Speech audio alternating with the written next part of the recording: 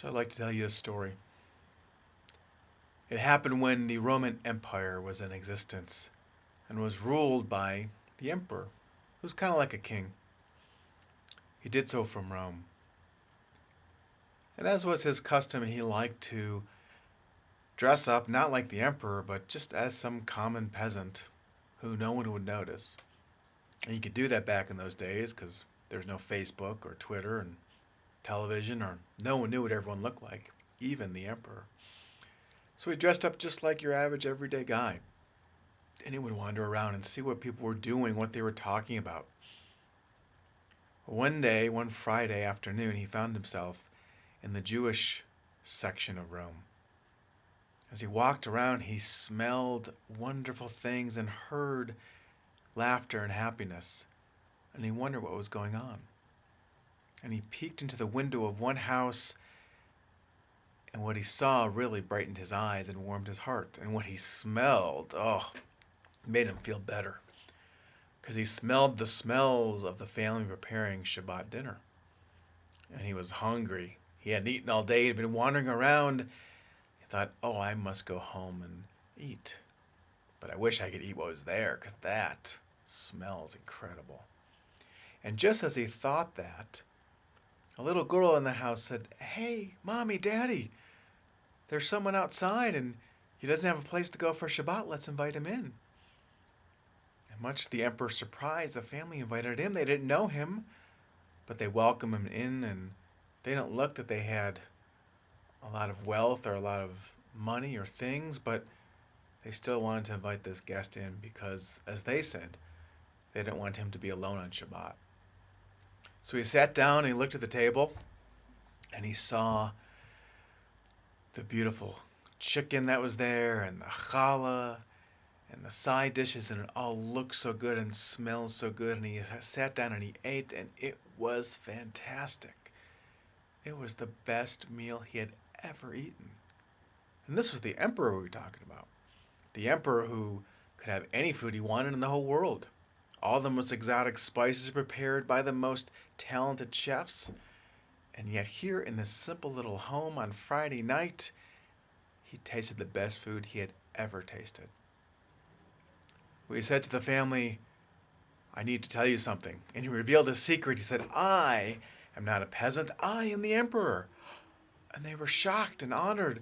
And they said, "We're so happy to have you in our home." And he said, "I would love for you to come and cook for my court and for my family and taste this incredible food, the best I've ever tasted." And they were quite honored and moved. And so they arranged a time the following week. It was Tuesday or Wednesday that they came. And he instructed them, "Please prepare the same meal." And so they did. They went to the kitchens in the emperor's castle and did all the same foods. The challah, the chicken, the side dishes, it was all there. And the king was boasting to his family and to his court, "Wait till you taste this. Wait till you experience." And so they sat around the table, and the family hosted and served them. And they began to eat, and his family said, "This is nice, Your Majesty, Daddy, Sir." But they didn't think it was the greatest food, and he tasted it too. He tasted the challah, and it was good, but it wasn't spectacular. He tasted the chicken, and it was sweet and moist, but not wonderful.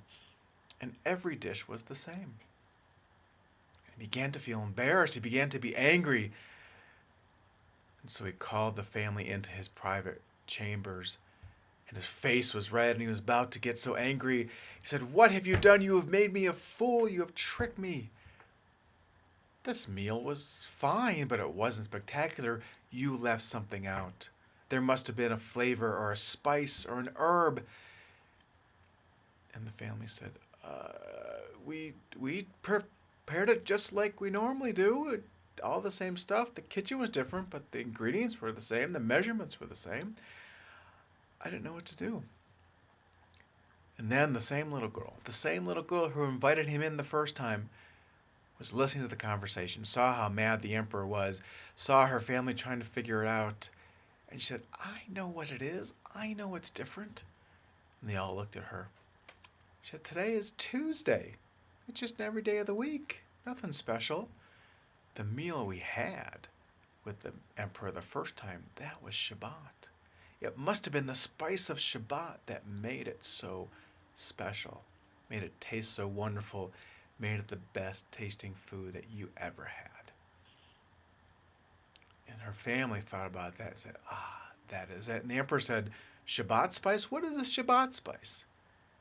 And they explained to him, you see, it's not really a spice, but it is something we put in the meal.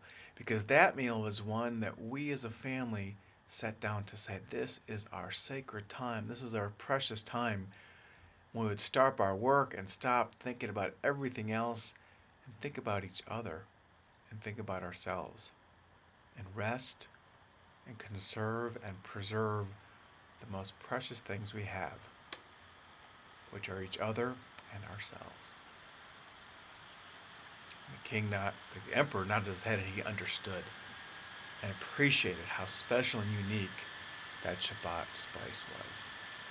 And so every once in a while, when he wasn't too busy, he would join the family for Shabbat and once again taste the most incredible food that he had ever tasted. So that's the story of the Shabbat spice. Now, in our world today, there are many different ways that people observe Shabbat, Sabbath, take this time. Some people are very observant, take great lengths to not do certain kinds of work and all kinds of things. And some Jewish households really work hard and struggle. They love the idea of time of rest, but it's hard to do because in our world, there's always work to be done. And there's always things to go do and participate in. So what does Shabbat look like? What's it mean? Well, that's what I'd like for all of you to think about now for a bit. This idea of preserving and conserving time for each other and for yourselves. Not a whole year like that idea of Shemitah, of the whole year taking time, but just some time during the week when you have Shabbat. And it may look like what Jewish tradition says, but it also may look very different.